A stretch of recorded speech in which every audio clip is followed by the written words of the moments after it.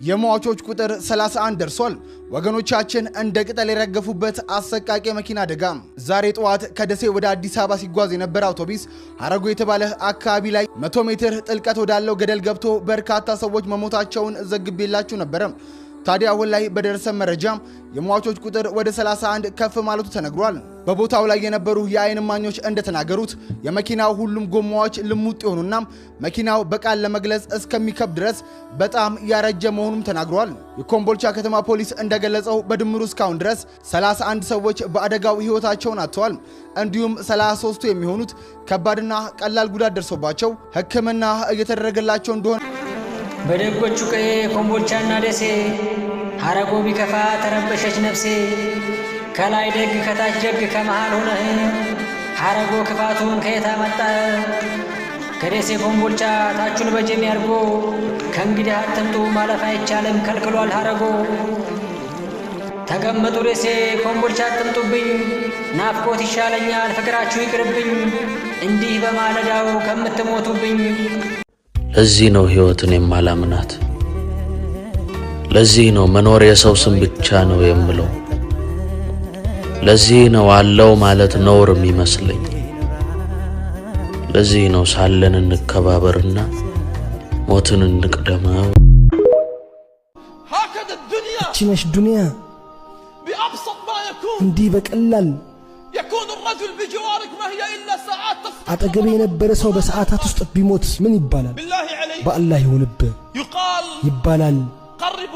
እገሌን አቅርቡት።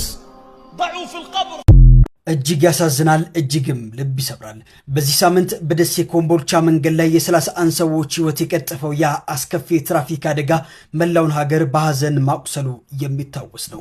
ይሁን እንጂ ከአደጋውና እንዲሁም ደግሞ ከሟቾች ቁጥር በስተጀርባ እያንዳንዱ ሰው የራሱ የሆነ እጅግ ልብ የሚሰብር ትህትና የተሞላበትና ያልተሰማ ጥልቅ ታሪክ አለው።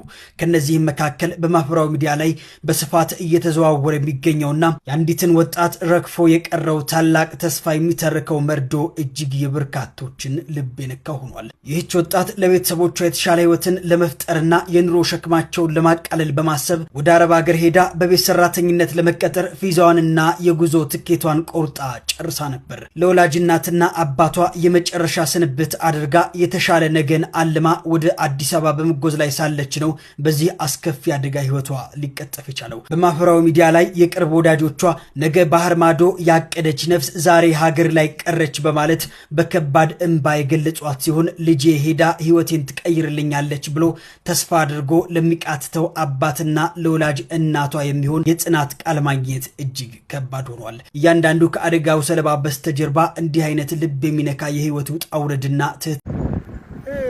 ቶሮ ነው አንተ አይደለም መኪናው ደረጃ 3 ነው እንደ ስምሬት ተፈጠው ነው ማለት ይሄ ገሪላ አይደለም ተጨርስ ሰው አንተ لا اله الا الله ከዛ ላይ መውረድ ማለት በጣም ከበይ በዛ ጥሶት ነው የመጣው። ሹፌሩ የት ነው ጋቢናው የሚለየው?